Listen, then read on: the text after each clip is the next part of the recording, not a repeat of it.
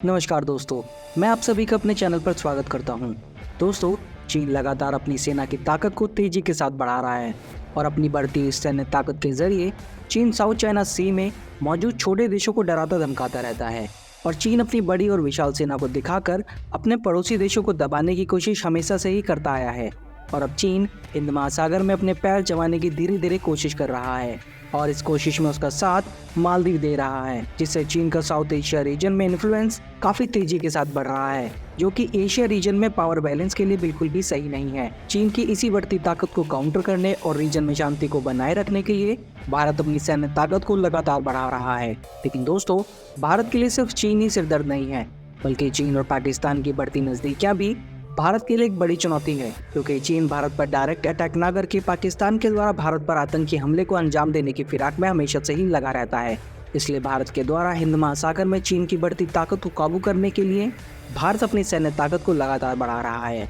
दोस्तों, भारत के लिए सिर्फ चीन और पाकिस्तान ही मुसीबत नहीं है, बल्कि अरब सागर में बढ़ रहे सोमालियन पायरेट्स भी भारत के लिए सिर का दर्द बने हुए हैं।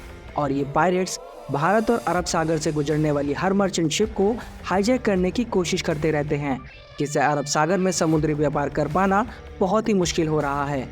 दोस्तों, अभी कुछ दिन पहले ही आपने एक खबर तो ज़रूर सुनी होगी कि इन समुद्री डाकुओं ने एक मर्चेंट शिप को हाईजैक कर लिया था और उस शिप के जरिए दूसरी मर्चेंट शिप्स को भी हाईजैक करने की कोशिश में थे।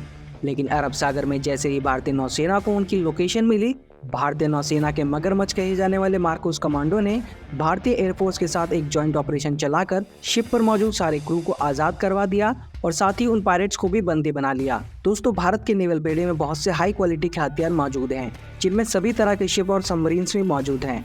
इसके साथ साथ भारत के पास 2 एयरक्राफ्ट कैरियर भी मौजूद हैं। और वहीं अगर इसकी तुलना पाकिस्तान से करें तो पाकिस्तानी नेवी के पास एक भी एयरक्राफ्ट कैरियर मौजूद नहीं है। पर दोस्तों, हमें हिंद महासागर में चीन की बढ़ती प्रेजेंस को नजरअंदाज नहीं करना चाहिए। वैसे तो चीन के पास 3 एयरक्राफ्ट कैरियर मौजूद हैं। इसके साथ ही चीन ने जंगी जहाजों का एक बड़ा बेड़ा तैयार कर लिया है।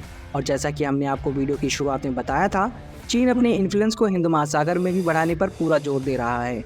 दोस्तों, वैसे तो भारत के 2 एयरक्राफ्ट कैरियर INS विक्रमादित्य और INS विक्रांत भारत की सीमाओं की रक्षा बहुत अच्छे से कर लेते हैं।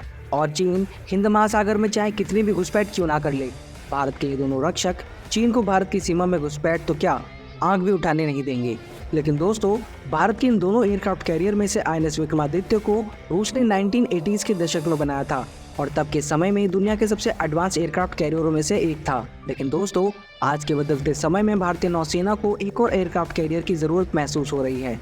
और खुशखबरी ये है कि भारत सरकार ने भारतीय नौसेना की इस मांग को मान लिया है और भारत अपना स्वदेशी दूसरा और कुल तीसरा एयरक्राफ्ट कैरियर बनाने जा रहा है।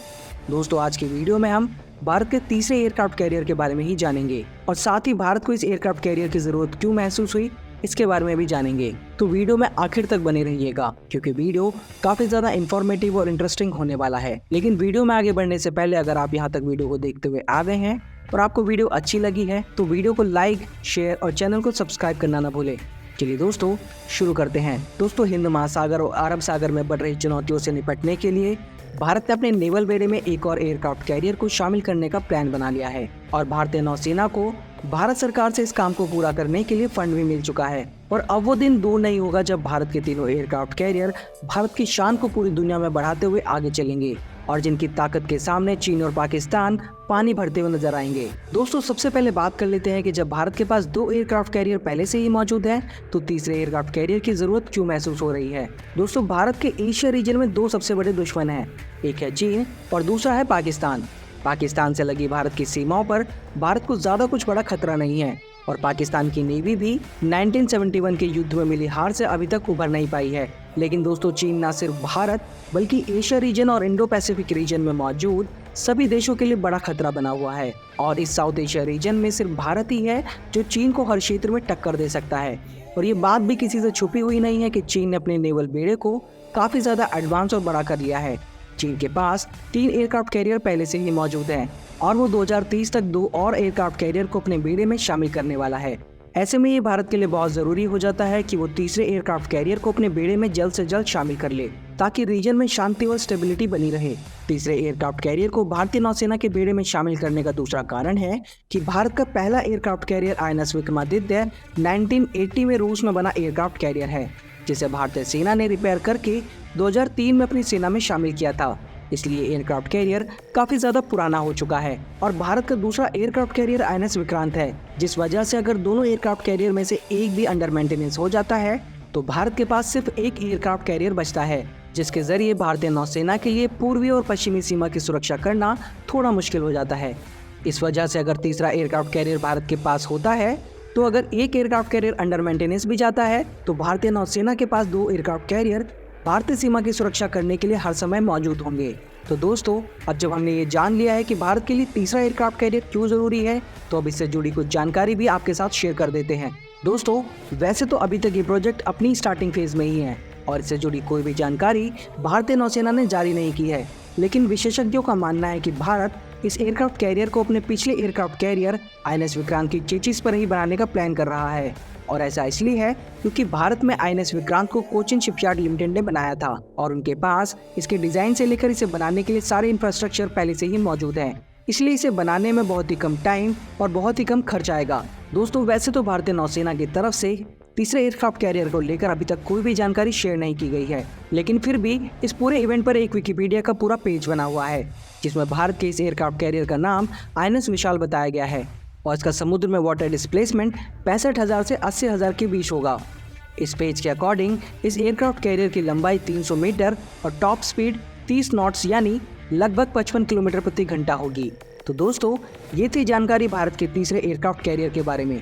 अगर इस एयरक्राफ्ट से जुड़ी कोई और भी जानकारी भारतीय नौसेना साझा करती है तो हम वो भी आप तक इसी तरह लाते रहेंगे।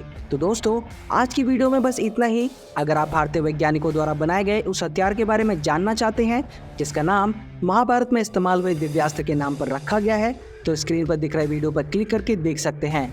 दोस्तों, आपको ये वीडियो कैसी लगी हमें कमेंट करके ज़रूर बताइएगा। इसके अलावा आप किन किन टॉपिक्स पर वीडियो देखना पसंद करते हैं हमें कमेंट करके बता सकते हैं। वीडियो को अंत तक देखने के लिए आप सभी का बहुत बहुत धन्यवाद। जल्दी मिलते हैं नई वीडियो के साथ, तब तक के लिए जय हिंद, जय भारत।